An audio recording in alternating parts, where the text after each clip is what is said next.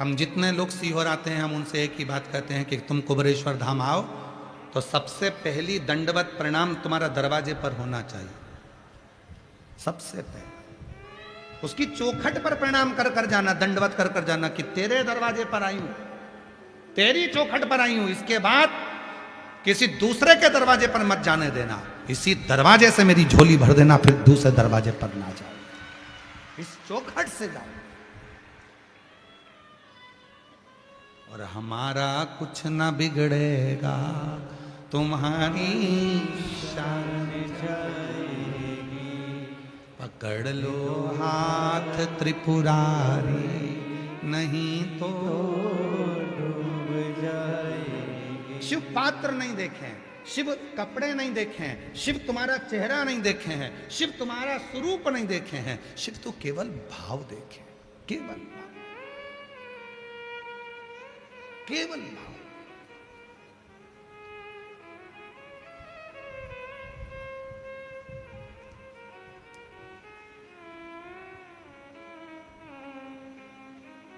शिव ने केवल भाव देखा, उसके सिवा कुछ नहीं देखा, केवल।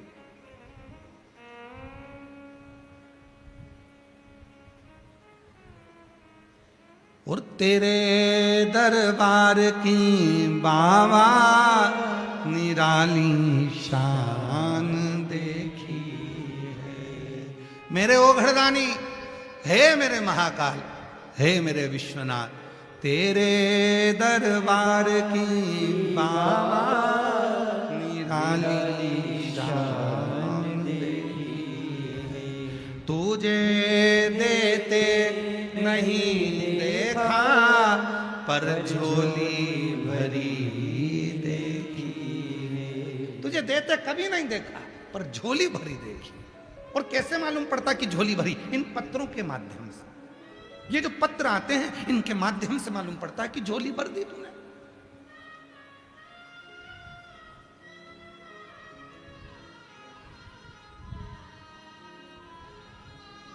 भर दी झोली तूने, इन पत्रों से मालूम पड़ता।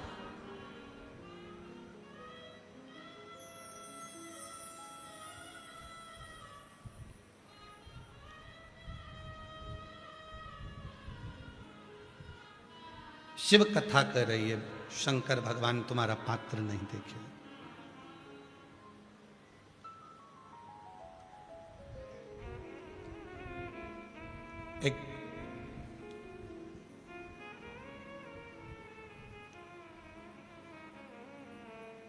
एक बार कृष्णेश्वर कथा करने के लिए गए तो वहां पर एक लड़के ने प्रश्न करा कि शंकर के शिवलिंग में उनकी आंखें, उनका मुख, उनकी नासिका, उनका चेहरा कहाँ होता? गुरुजी, किसी मूर्ति का मुख दिखता है, किसी मूर्ति के हाथ दिखते हैं, किसी मूर्ति का स्वरूप दिखता है तो पूजा करने का भाव जागृत होता है, मन करता है कि पूजन करें। देवी जी की मूर्ति दिखेगी तो देवी जी की पूजन का भाव जागेगा, राम जी की मूर्ति दिखेगी तो राम जी की पूजन का भाव जागेगा, भगवान कृष्ण की लड्डू गोपाल की मूर्ति दिखेगी तो लड्डू गोपाल की मूर्ति का श्रृंगार करने का, पूजन करने का भाव जागेगा। दत्त भगवान की मूर्ति दिखेगी, सारे देवी देवताओं की मूर्ति दिखती है तो उनका श्रृंगार करने का, उनका पूजन करने का भाव जागृत होता है, उनसे प्रेम होता है। पर शंकर भगवान का तो केवल पिंडी है, शिवलिंग है। उस पिंडी से हम कैसे प्रेम करें, हम उससे स्नेह कैसे करें? ना तो आंख दिखती है, ना नाक दिखती है, ना मुख दिखता है, ना चेहरा दिखता है, ना उनका कोई स्वरूप दिखता है, केवल शिवलिंग है, उससे प्रेम कैसे? तो हमने उस बच्चे से कहा, स्वरूप देखकर तो कोई भी प्रेम कर लेता है, पर जिसका स्वरूप ही नहीं है, जो दिखता ही नहीं है, उससे दिल लगाकर बताओ तब जाने। और सच्चा प्रेम इसी को कहते, सच्चा प्रेम इसी को कहते हैं, इसी को सच्चा प्रेम कहते हैं। ना जी भर कर देखा, ना कोई बात की, बड़ी आरज़ू थी मुलाकात की। प्रेम इसी को कहा। हम उसको देखे ही नहीं है। वो एक लाइन स्मरण करिएगा, वो तुझसे मिलने के लिए तेरी कसम। देखा नहीं है उसको, हमने ध्यान ही नहीं दिया उसको, हम पहचानते ही नहीं उसको। शिवलिंग में कहां मुख है, कहां नाक है, कहां हाथ है, कहां पांव है, हमने देखा ही नहीं। हाँ, किसी और देवता की मूर्ति होती तो आंख दिखती, हाथ दिखता, पांव दिखता, मुंह दिखता, सब कुछ नजर आता तो हमसे प्रेम करते। पर शिवलिंग में कुछ भी नहीं दिख रहा, उससे प्रेम कैसे हो? तो तुझसे मिलने के लिए तेरी कसम, तुझसे मिलने के लिए तेरी कसम, एक मुलाकात जरूरी। दिखता ही नहीं है, ना हाथ दिखता, ना पांव दिखता, ना चेहरा दिखता, ना नेत्र नजर आते, ना नासिका नजर आती, केवल शिवलिंग है। और जब शिवलिंग पर जल चढ़ाते हो विश्वास से इसमें शिव है, जब बेलपत्र चढ़ाते हो विश्वास से इसमें शिव है, इसमें मेरा पापा है, इसमें मेरा बाप है, इसमें मेरा पिता है, इसमें मेरा बाबुल है, इसमें मेरा भाई है, इसमें मेरा गुरु है, इसमें मेरा शंभू है। जब तुम ये विश्वास करते हो, धतूरा चढ़ाते समय, कनेर का फूल चढ़ाते समय, चावल चढ़ाते समय, शंकर का शिवलिंग में ना आंख दिख रही, ना मुख दिख रहा, ना पांव दिख रहे, ना हाथ दिख रहा, पर विश्वास है इसमें मेरा शंकर है और वो मेरे दुखड़े काटेगा। बस समझ लो प्रेम बढ़ गया, प्यार हो गया और वो प्यार निभेगा, वो प्रेम निभेगा, फिर वो आएगा, दुखड़ा मिटाएगा, समय पर आकर तुम्हारे दुखड़ों को, तुम्हारी कष्टों को समाप्त कर देगा।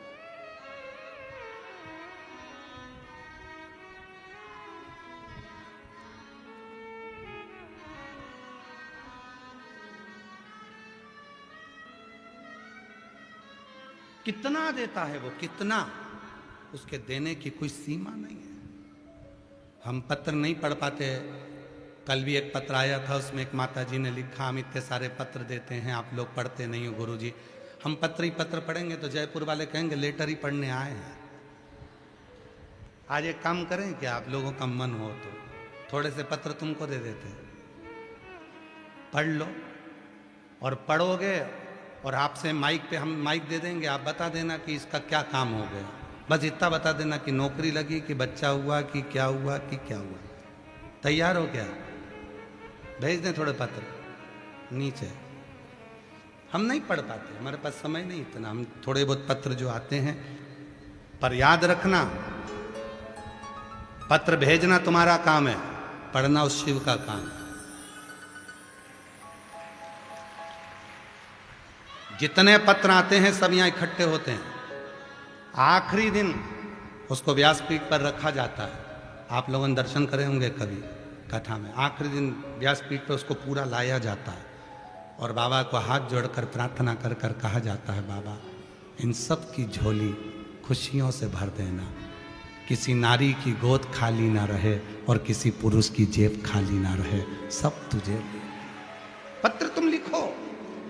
कई लोग सोचते हैं गुरुजी पढ़ते नहीं तो हम लिखे नहीं, नहीं लिखो। तुम गुरुजी को नहीं लिख रहे, तुम अपने पिता को लिख रहे हो, तुम अपने बाबुल को लिख रहे हो, तुम अपने पिता को लिख रहे हो, तुम भगवान को लिख कर दे रहे हो कि हमारा ये काम हुआ, हमें बाबा ने ऐसी कृपा कर दी।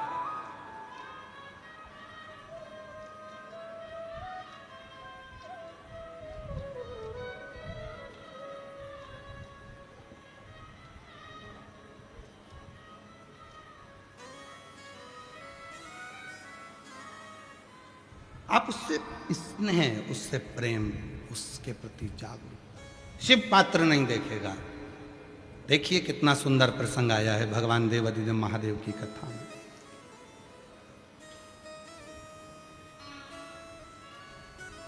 मां जगत जननी पार्वती जी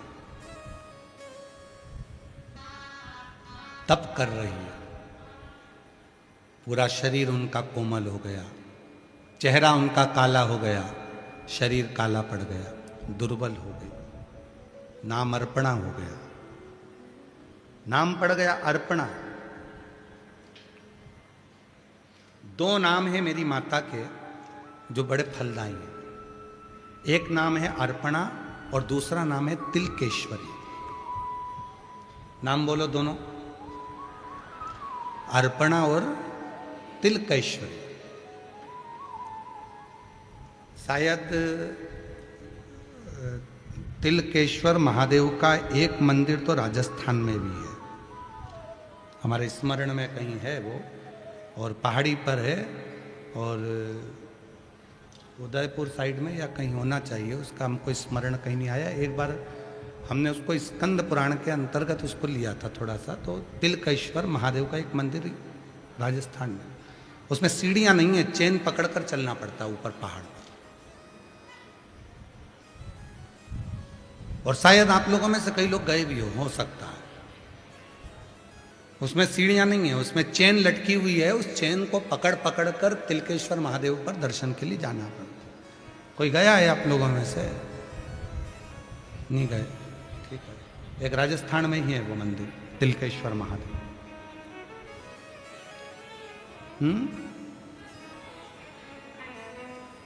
आवाज नहीं आ रही है?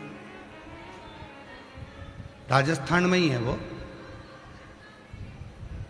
देव जरा माइक दो।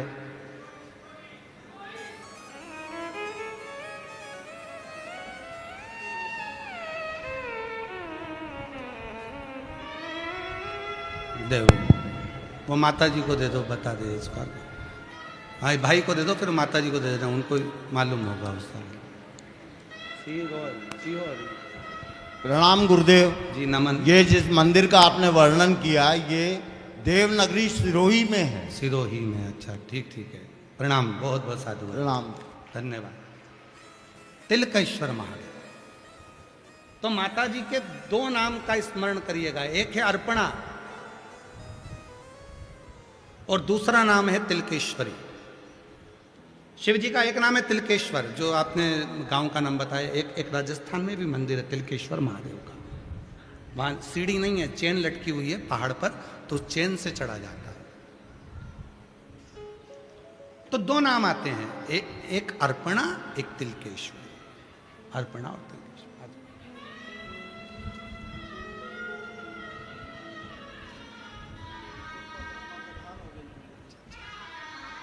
ठीक है बेटा।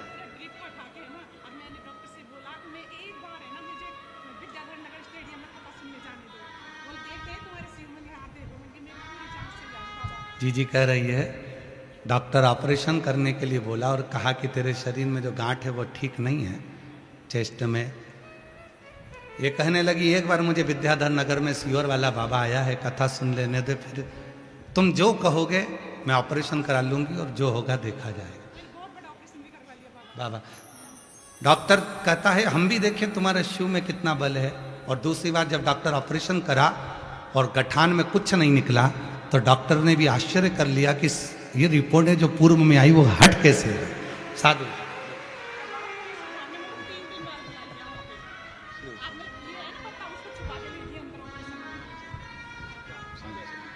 ये आपके कंकर शंकर महादेव।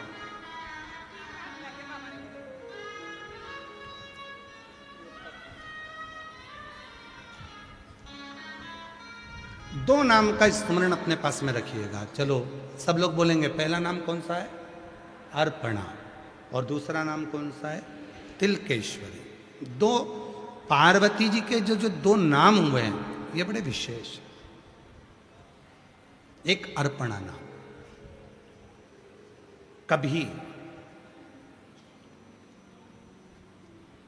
कभी कोई बच्चा शरीर से कमजोर है बहुत ज़्यादा, उसका शरीर उठता है, खड़ा होता है, गिर जाता है, पाँव काम नहीं कर रहा है, हाथ काम नहीं कर रहा, शरीर से बहुत दुर्बल है, बहुत कमजोर है, बहुत ज़्यादा कमजोर। तो शिव महापुराण में अर्पणा नाम की महत्वता कही है। सप्त बेलपत्र के कमल बनाना है, थोड़ा समझिएगा। सप्त बेलपत्र का कमल दल बनाना है। सप्त बेलपत्र का कमल दल कैसे बनेगा? जैसे सारी डंडियों को एक साथ कर लो और फिर उसको फैला लो, उसको सप्त बेलपत्र को चारों तरफ कमल दल जैसा, समझ में आ रहा है ना? उस पहले बेलपत्री को सब इकट्ठी कर लो, एक साथ बेलपत्र एक के ऊपर एक रखकर इकट्ठी करो, और एकाग्रित करने के बाद उन बेलपत्र को चारों तरफ डंडी बीच में हो और पत्तियों को चारों तरफ घुमा लो उसको। 7 बेलपत्र को कमल दल बना लीजिए और अर्पणा माँ जगत जननी अर्पणा माता के नाम से किसी भी शिवालय में प्रदोष के समय पर, प्रदोष काल में उसको समर्पित कर दो। 7 ही चावल के दाने उस पर समर्पित कर दो। 7 चावल के दाने और 7 बेलपत्र वापिस लेकर आ जाओ। चावल का दाना सुबह के समय पीस कर या भोजन में मिलाकर, वो जो कमज़ोर बच्चा है, जो शरीर से बहुत कमज़ोर है, कोई अगर लकवे से ग्रसित हो जाता है, कोई पैरालिसिस हो जाता है, कोई का शरीर एकदम दुर्बल, कोई बीमारी के कारणवश हो जाता है, नहीं काम करता, उसके लिए भी काम करेगा। चावल का दाना सुबह सुबह पीस कर खिला दो 1 दाना, या फिर भोजन में मिलाकर खिला दो। बेलपत्र की पत्ती भले सूख जाए, उसको रखकर बारीक पीस कर उसको नरम कर कर या तो भोजन में मिलाकर खिला दो, ऐसे ही खा ले तो ऐसे ही खिला दो। 7 दिन का नियम पूरा करिए, आपको खुद मालूम पड़ेगा कि 9वें दिन से उसके शरीर में एक ऊर्जा आने लगेगी और वो धीरे धीरे अपने शरीर पर स्थिर हो। अर्पणा,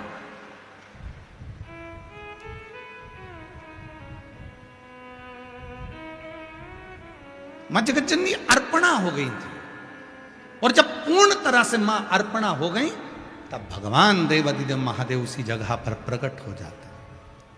हाथ की अंजलि में मां अर्पणा के 7 बेलपत्र हाथ में रह जाती है, और मां पार्वती की सहेली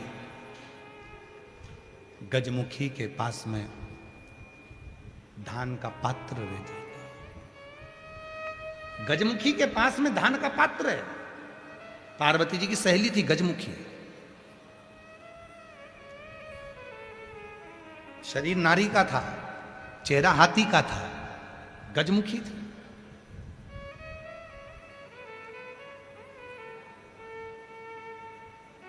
गजमुखी के पास में पात्र है, उसमें धान है। धान हाथ में रह गया। 7 बेलपत्र मां जगत जननी जगदम्बा के हाथ में रह गई और शिव प्रकट हो गए। अर्पणा, क्या चाहती हो? आपके लिए ये शरीर ऐसा हो गया, इस शरीर को शुद्ध कर दीजिए। शिव जी ने तुरंत मां जगत जननी को दर्शन देकर, और जो शरीर पूर्ण कमजोर था, दुर्बल था, काला था, शरीर बहुत बहुत हड्डी का ढांचा हो गया था, मेरे शंकर भगवान ने दर्शन देकर, स्पर्श कर कर अर्पणा को फिर वापिस स्वस्थ कर दिया। तो अर्पणा, अर्पणा एक, और शंभु शरणे पड़ी मागो घड़ी रे घड़ी दुख काटो, दया करीने दर्शन आपो। शंभु शरणे पड़ी मागो घड़ी रे घड़ी दुख काटो, दया करीने दर्शन आपो। ओ शंभु शरणे मागो घड़ी रे घड़ी दुख काटो। तो मित्रों, कैसी लगी आपको ये वीडियो? अगर अच्छी लगी तो वीडियो को शेयर कीजिएगा ज़्यादा से ज़्यादा, और लाइक कीजिएगा, चैनल को सब्सक्राइब कीजिएगा, क्योंकि आपको ऐसी वीडियो इस चैनल पर मिलती रहेगी। तो मिलते हैं नेक्स्ट वीडियो में, तब तक के लिए राधे राधे, जय श्री कृष्णा।